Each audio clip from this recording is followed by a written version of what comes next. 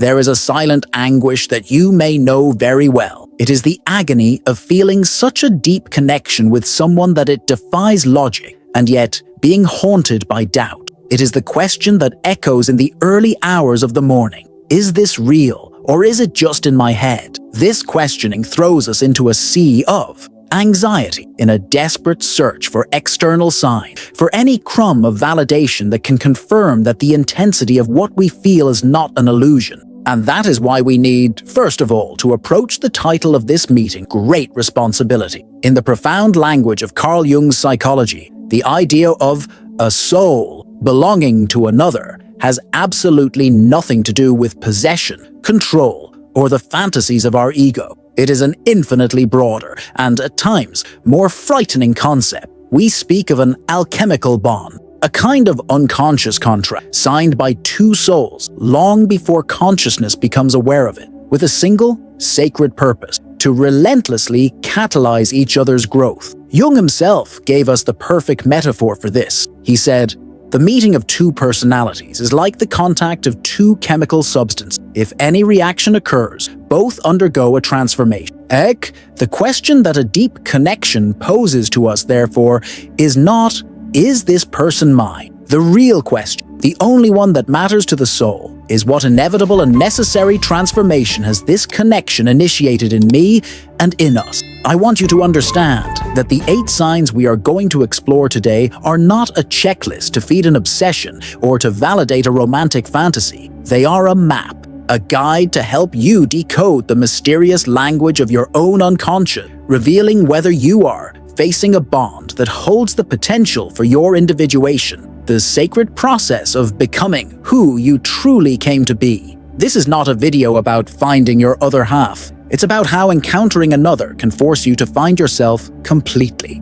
What if the clearest, most undeniable signs of a soul connection are not constant peace, but deep disturbance? What if the other's soul announces itself into your life, not with a gentle whisper, but with an earthquake that shakes your oldest and most secure structures? The first language that a soul connection uses to announce itself is that of mystery. It is the language of coincidence that seemed too perfect to be just coincidence, and the pain that arises is that of mental confusion. It is the torment of not knowing how to interpret these events.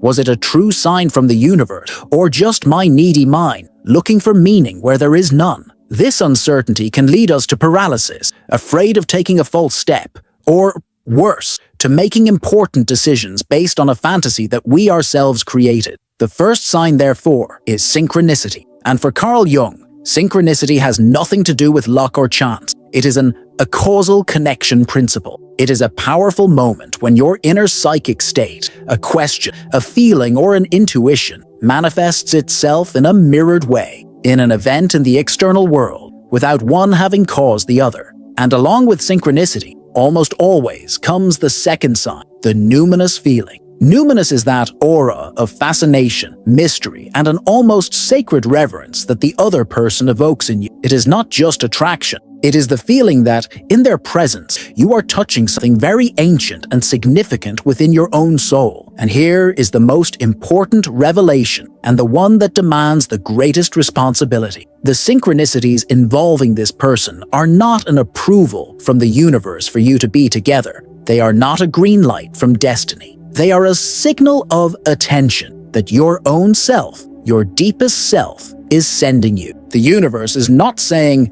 "Go ahead, this is the right person." The universe is saying, "Pay attention, look here." There is something of immense value for your soul to learn from this connection, regardless of the end result. Don't let this lesson go to waste. To begin decoding these messages, we can create a resonance journal. Whenever you notice a meaningful synchronicity involving this person, write it down. But instead of focusing only on the external event, which is the least important part, direct your curiosity inward with 2 questions. First, what was my silent question, feeling, or state of mind at that exact moment? And second, what does this external event reflect about my own life process right now? What part of me is it illuminating? Think of synchronicity as the universe winking it, but it's not winking to celebrate that you've reached your final destination, which is the relationship. It's winking to validate your inner journey. It's the external world simply confirming that your search, your question, and your path of self-discovery are headed in the right direction. A path that, for some mysterious reason, this person came to illuminate with his presence. After the magic of synchronicity, the soul journey inevitably takes us into much darker and more uncomfortable territory. This is the moment of shock, of deepest disappointment. That moment when the person who seemed to be the answer to all your prayers suddenly starts to push all your buttons. They trigger in you reactions of anger, jealousy, fear, and insecurity that you thought you had overcome long ago. And the pain we feel here is that of disillusionment. The belief that we have deceived ourselves once again, and that the connection was not so special after all. And the third sign, perhaps the most crucial of all, is this: your shadow activation. A genuine soul bond, an alchemical bond, does not exist to keep your ego comfortable and safe. Its primary function is to force your soul toward wholeness. And to do so, this person becomes, almost automatically and unconsciously, the perfect mirror for your shadow. They will reflect back to you, with surgical precision, all the parts of yourself that you have repressed, that you have judged as ugly, and that you have denied throughout your life. And here is the most difficult revelation to accept, and therefore the most powerful. This is the definitive sign that separates a superficial passion from a deep soul connection. If a person only makes you feel good, if they only validate your ego and never challenge you, the connection is most likely pleasant, but superficial. A true soul connection, a growth contract, will necessarily force you to confront your inner demon. And the intensity of your negative reaction to something this person says or does is directly proportional to the amount of energy you have repressed within yourself. They do not create your darkness, they only reveal it. When this activation happens, when you feel your shadow trigger being triggered, the invitation is to resist the temptation to attack the person or to pull away. Instead, use the pause we have learned, take a deep breath, and in the silence, ask yourself the dark mirror question. Ask yourself honestly, what wounded or rejected part of me is being touched right now? What is this overreaction of mine trying so desperately to protect? The answer to this question is the beginning of your healing. Think of this soul connection, not as a safe haven, but as an alchemical crucible. And this person, with all that they awaken in you, is the fire. The purpose of this encounter is not to avoid the burn. It is to allow the fire, controlled by your consciousness, to burn away your impurities, your masks, and your defenses. It is to allow the heat to melt the lead of your wounded ego, so that the pure gold of your true essence, yourself, can finally be revealed. After surviving the fire of the shadow, the connection takes us to a new territory, a place of almost sweet but equally disturbing mystery. This is the fourth sign, an inexplicable feeling of familiarity. It is that sensation of looking at someone you have just met and having the disconcerting certainty that I already know you from somewhere, not from a party or a job, but from a much deeper place, as if you have known each other for many, many lives. And the anguish that arises here is that of doubt. Is this soul memory real, or is my need so great that I am just creating a fantasy to feel safe? Jung's psychology offers us a map to navigate this sensation. He teaches us that we all carry, deep in our unconscious, an archetypal image of our soul counterpart, the image of our own soul. For men, it is the anima, the embodiment of all their repressed feminine energy. For women, it is the animus, the embodiment of their unlived masculine energy. This is the fifth sign, the magnetic projection of the anima, or animus. When we encounter a real person in the world who fits this inner mold perfectly, the projection is activated in an overwhelming way. And what we feel is not just attraction, it is a magnetic feeling of recognition, of completeness, as if we have finally found the missing piece within ourselves. And herein lies one of the most important breaks in expectation of the entire journey. In this moment of enchantment, you are not falling in love with the real person in front of you. You are, in fact, falling in love with a lost and idealized part of your own soul that you have projected onto them. This overwhelming feeling of having found the one is not the end of the journey. It is the invitation for its beginning. It is a call from yourself for you to eventually, great courage and honesty, be able to remove this projection from the person and integrate all these admirable qualities within yourself. To begin this sacred process of rescuing the projection, the invitation is for an exercise of profound honesty. Take a notebook and list 3 qualities that you most admire and idealize in this person. It could be their strength, their freedom, their sensitivity, their intelligence. Now, next to each of these qualities, the challenge is to find a micro-action, a tiny and concrete attitude that you can take this week to begin cultivating this same quality within yourself. If you admire their courage, perhaps your micro-step is to make that phone call that you fear. If you admire their sensitivity, perhaps it is to allow yourself to listen to a song and really feel the emotion without judgment. Think of your anima or animus as an ancient and very complex lock that exists within you. For years, you didn't even know it was there. Then, this person appears in your life like a key that seems to have been custom-made. And the click of the lock, the feeling of recognition, is real and powerful. But the real task of this connection is not for you to spend your whole life trying to possess the key. It is to use the opportunity of that click to finally illuminate and understand the mechanism of your own lock so that one day you can open it yourself from the inside. The journey now takes us to the most subtle and mysterious layers of connection, to a place where logic is silent. It is here that we find the 6th sign, silent communication, and the 7th, the striking presence in dream. And the pain that arises in this territory is that of invalidation. It is the feeling of going crazy for having incredibly vivid dreams about the person, or for knowing, without any evidence, what they are feeling or thinking at a given moment. It is a knowledge that springs from within, but that our rational mind quickly dismisses as fantasy, leaving us in a painful conflict between what our intuition feels and what our logic tells us is impossible. Jung's psychology offers us a bridge to understand these phenomena. He introduced us to the concept of the collective unconscious. Imagine that our conscious and individual minds are like islands that we see on the surface of the ocean. They seem separate, but deep beneath the sea, all these islands are connected by a single vast ocean floor. This common ground is the collective unconscious, the field of memory and energy that all humanity shares. A strong psychic bond creates a resonance in this unified field, allowing an exchange of information on a non-local level. This is why intuition becomes so sharp, feelings seem to be shared, and dreams become a stage for meaningful encounter. And here, especially with regard to dreams, we need a revelation that brings us back to our own center. The constant appearance of this person in your dreams is rarely a literal message from them to you. More often than not,